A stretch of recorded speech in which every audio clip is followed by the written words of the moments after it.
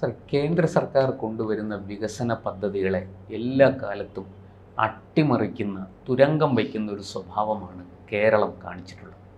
മാറി മാറി വന്ന ഇടത് വലത് സർക്കാരുകൾ അക്കാര്യത്തിൽ ഒരു ഐക്യം അവർക്കുണ്ട്.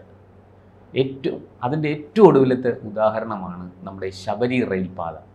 25 വർഷം മുമ്പ്, 1/4 നൂറ്റാണ്ട് മുമ്പ് ആരംഭിച്ചതാണ് ശബരി റെയിൽപാത. ഇപ്പോഴും അത് ട്രാക്കിൽ കയറിയിട്ടില്ല. ഇപ്പോഴത്തെ ഏറ്റവും ഒടുവിൽ കേൾക്കുന്നു, ആ പാത നമുക്ക് വേണ്ട, അത് ഉപേക്ഷിച്ചാലോ എന്നുള്ള ചർച്ച പോലും ഉയർന്നിരിക്കുകയാണ്. എന്താണ് സാർ, ഈ ശബരി റെയിൽപാതയ്ക്ക് അകാല ചരമമാണോ വിധി എഴുതിയിരിക്കുന്നത്? ഇത് 1/4 നൂറ്റാണ്ടിന് മുകളിലായില്ലേ? ആരുടെ കാലത്ത് തുടങ്ങി എന്നുള്ളതാണ്. കോൺഗ്രസ് സർക്കാരിൻ്റെ കാലത്താണല്ലോ. ഇത്രയും കാലം ഇതിനെ വലിച്ചഴിച്ചില്ലേ? കോൺഗ്രസ് സർക്കാരിൻ്റെ കാലത്ത് ഇതൊക്കെ തുടക്കം കുറിച്ചു. തുടക്കമെന്ന് പറഞ്ഞാൽ ഇങ്ങനൊരു പദ്ധതി പ്രപ്പോസൽ വന്നു. അതെ. അതിനുശേഷം കേരളത്തിലെ എത്ര മന്ത്രിസഭ 2 മുന്നണികളായിട്ട് മാറി തിരിഞ്ഞും ഒക്കെ വന്നു. ഇത് അവിടെ ഒരു വലിയ ലോബി, അതായത് 3 ജില്ലകളിലൂടെയാണ് ഈ സർവേ അനുസരിച്ച് കിടക്കുന്നത്. എറണാകുളം, ഇടുക്കി, കോട്ടയം ജില്ലകളിലെ മലയോര മേഖലയ്ക്കും ലക്ഷക്കണക്കിന് ശബരിമല തീർത്ഥാടകർക്കും ഉപകരിക്കത്തക്ക രീതിയിലാണ് എന്ന് പറയുന്നുണ്ട്. പക്ഷേ ഇതിനകത്ത് വേറൊരു കുഴപ്പമെന്ന് പറയുന്നത്, ശബരിമല തീർത്ഥാടകരെ എരുമേലി വരെ വന്ന് നിൽക്കുന്നതുകൊണ്ടാണ് ശബരി റെയിൽപാത എന്നൊക്കെ പറയുന്നത്. ഇനി അവിടെ നിന്ന് 10-60 കിലോമീറ്റർ ഉണ്ട് ശബരിമല വരെ. പിന്നെ എരുമേലി വരെ വന്നിട്ട് അവിടുത്തെ അയ്യപ്പ ക്ഷേത്രത്തിൽ ദർശനവും കഴിഞ്ഞിട്ട് പരമ്പരാഗത വഴിയായ കരിമല വഴി, കാനനപാത വഴി വേണമെങ്കിൽ പോകാം. പക്ഷെ ഇന്നിപ്പോ എല്ലാവരും അതുവഴി പോകുന്നില്ല. കൂടുതൽ പേരും ചാലക്കയം, പമ്പയാണ് ആശ്രയിക്കുന്നത്. അപ്പോൾ അതായത് പിന്നെ ഇവിടെ വന്നിറങ്ങിക്കഴിഞ്ഞാൽ, എരുമേലിയിൽ വന്നിറങ്ങിക്കഴിഞ്ഞാൽ പിന്നെ അവിടെ നിന്നുള്ള ബസ് യാത്ര അല്ലെങ്കിൽ കാർ മാർഗം ഇലവുങ്കലായിരിക്കും അത് വന്ന് കയറുന്നത്. ഇലവുങ്കൽ, നിലയ്ക്കൽ, അവിടെ നിന്ന് പിന്നെയുണ്ട് 23 കിലോമീറ്റർ വരെ പമ്പയിലെത്തണം. അപ്പോൾ ഏതാണ്ടൊരു 55-60 കിലോമീറ്ററിനകത്ത് നിൽക്കുകയാണ് എരുമേലിയിൽ നിന്ന്. അപ്പോൾ അതിനാണ് ശബരി റെയിൽപാത എന്ന് പേരും പറഞ്ഞിരിക്കുന്നത്. ഇത് തുടങ്ങുന്നത് അങ്കമാലിയിൽ നിന്നായിരിക്കും. അങ്കമാലി, കാലടി, പെരുമ്പാവൂര്, ഓടക്കാലി, കോതമംഗലം, മൂവാറ്റുപുഴ, വാഴക്കുളം, തൊടുപുഴ, കരിങ്കുന്നം, രാമപുരം, ഭരണങ്ങാനം, ചെമ്മാലമറ്റം, കാഞ്ഞിരപ്പള്ളി, എരുമേലി. പക്ഷെ ഈ പ്രദേശങ്ങളിലുള്ളവർക്കൊക്കെ വലിയ മലയോര മേഖലയിലുള്ളവർക്ക് വലിയ അനുഗ്രഹമായിരിക്കും. ശബരിമല തീർത്ഥാടകർക്ക് ഇതിനേക്കാൾ വലിയ ഒരു ഗുണകരമായ ഒരു പദ്ധതിയാണ് മെട്രോമാൻ ശ്രീധരൻ മുമ്പോട്ട് വെച്ചു. അത് എന്താണെന്ന് അറിയത്തില്ല. ഇവിടുത്തെ സംസ്ഥാന സർക്കാരിന് അതിനോട് മുഖം തിരിച്ചോ എന്നൊരു സംശയമുണ്ട്. കേന്ദ്രത്തിൽ ഇത് സമർപ്പിച്ചു. ഇനി ഈ പദ്ധതി വന്നാൽ പോലും മെട്രോമാൻ കൊണ്ടുവന്നിരിക്കുന്ന ആ പദ്ധതി നടപ്പിലാക്കുന്നത് കൊണ്ട് തെറ്റില്ല. മെട്രോമാൻ കൊണ്ടുവന്നത് ഇപ്പൊ ചെങ്ങന്നൂർ വഴിയാണല്ലോ ട്രെയിൻ കടന്നു പോകുന്നത്. ചെങ്ങന്നൂരിൽ നിന്ന് വന്നിറങ്ങുന്ന സാധാരണ കൂടുതൽ ഇതര സംസ്ഥാനങ്ങളിൽ നിന്ന് വരുന്ന ഭക്തർ, കർണാടക, അവിടെ നിന്നൊക്കെ വരുന്ന ഭക്തർ ഒന്നുകിൽ കോട്ടയത്തിറങ്ങും. കോട്ടയത്തിറങ്ങിയാൽ കുറച്ചുകൂടെ അവിടെ നിന്ന് എരുമേലിക്ക് പോകാൻ വേണ്ടിയിട്ടാണ്. ചിലർ, കൂടുതൽ പേരും ചെങ്ങന്നൂർ ഇറങ്ങും. ചെങ്ങന്നൂരിലെ തീർത്ഥാടന കാല സമയത്തെല്ലാം അതിൻ്റെ മുൻപിൽ KSRTC വളരെ സജ്ജമായിട്ട് റെഡിയായി നിൽക്കുകയാണ്. അവിടെ നിന്ന് പമ്പയിലേക്ക് പോകും.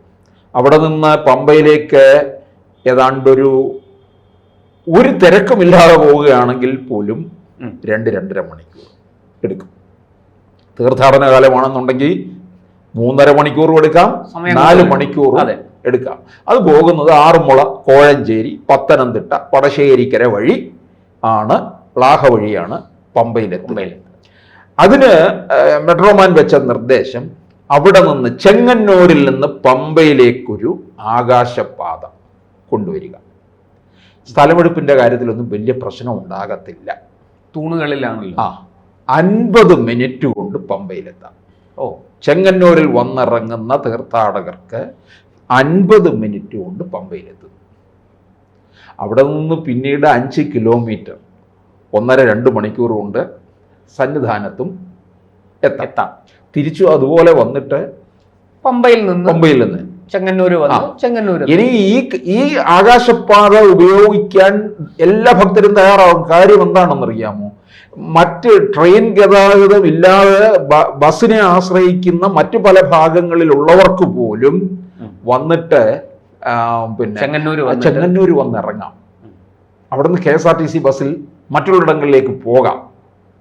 കോട്ടയത്ത് പോകേണ്ട ആളാണെങ്കിൽ അവിടെ നിന്ന് ട്രെയിൻ മാർഗം പിന്നെയും കോട്ടയത്തേക്ക് പോകാം, എറണാകുളത്ത് പോകാനുള്ള അങ്ങനെയും പോകാം.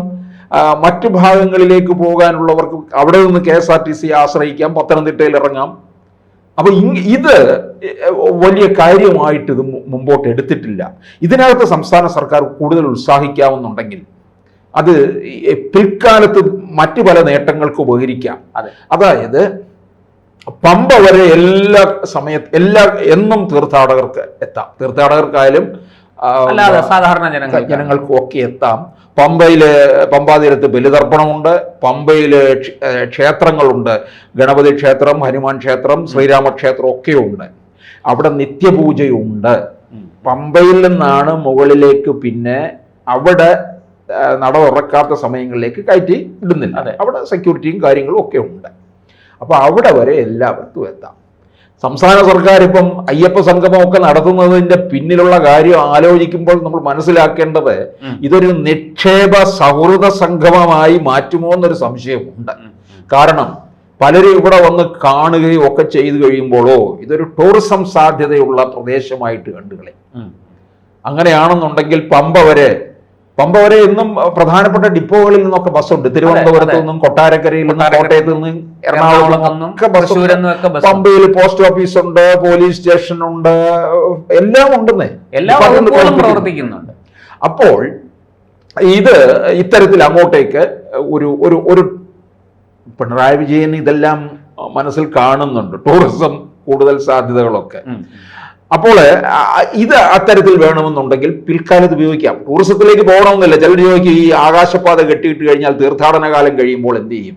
ഇത് തന്നെ ഉപയോഗിക്കാം. കാരണം പോകുന്നത് കാനനത്തിനകത്തൂടെയാണ്.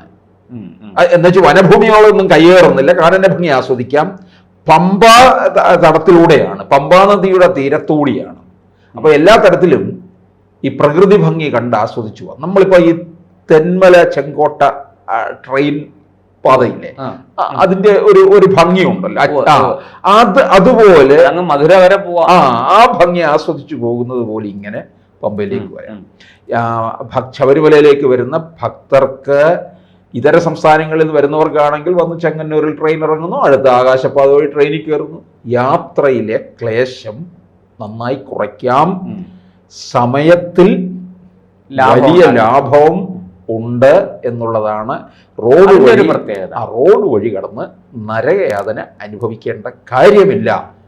ഇനി ഈ ശബരി വന്നു കഴിയുമ്പോൾ ശബരി പാതയിൽ ഇപ്പൊ ശബരി വല്ല വിമാനത്താവളം ചെറുവള്ളി എസ്റ്റേറ്റിൽ, അതൊക്കെ ശബരിമല വിമാനത്താവളം എന്ന് പറയുന്നുണ്ടെങ്കിലോ അവിടെ നിന്നും 55 കിലോമീറ്റർ വരണം പിന്നെ ശബരിമലയ്ക്ക്. പിന്നെ എന്താണെന്ന് ചോദിച്ചാൽ അവിടെ കൊടുക്കാൻ പറ്റുകയുള്ളൂ. അളാഹയിൽ വിമാനത്താവളം അനുവദിക്കാൻ പറ്റുമോ? വനംവകുപ്പൊന്നും അനുവദിക്കത്തില്ല. നിലയ്ക്കൽ പറ്റുമോ? നിലയ്ക്കൽ ഒരു ഹെലിപ്പാഡ് കൊടുക്കും, അത്രയേ ഉള്ളൂ. കാരണം VVIPകളുടെ സന്ദർശനത്തിന് ഇപ്പോൾ ഇടയ്ക്ക് രാഷ്ട്രപതി വരുന്നു എന്നൊരു വാർത്ത ഉണ്ടായിരുന്നു. ഗവർണർമാരെങ്കിലും വരുന്നു. രാഷ്ട്രപതിക്ക് വന്നു കഴിയുമ്പോൾ ഉപരാഷ്ട്രപതി, പ്രധാനമന്ത്രി, ഗവർണർമാര്, അങ്ങനെയുള്ള മറ്റു സംസ്ഥാനങ്ങളിലെ മുഖ്യമന്ത്രി ചോദിക്കും സന്നിധാനത്ത് ഹെലിപ്പാഡ് കൊടുക്കത്തില്ല. ഇല്ല, സന്നിധാനത്ത് ഇന്ദിരാഗാന്ധി പ്രധാനമന്ത്രി ആയിരിക്കുമ്പോൾ ഒന്ന് വരാൻ ശ്രമിച്ചു. അതിനുവേണ്ടി അവിടെ ഹെലിപ്പാഡ് നിർമ്മാണം വരെ തുടങ്ങി. വർഷങ്ങൾക്ക് മുമ്പ് പരിസ്ഥിതി പ്രവർത്തകർ വൻ പ്രക്ഷോഭമായി. അവസാനം അത് വേണ്ടെന്ന് വെച്ചു. VV ഗിരി ഇന്ത്യൻ പ്രസിഡന്റ് ആയിരിക്കുന്ന സമയത്ത് എങ്ങനെയാണ് കാർ മാർഗമാണ് അദ്ദേഹം പമ്പ വരെ എത്തിയത്.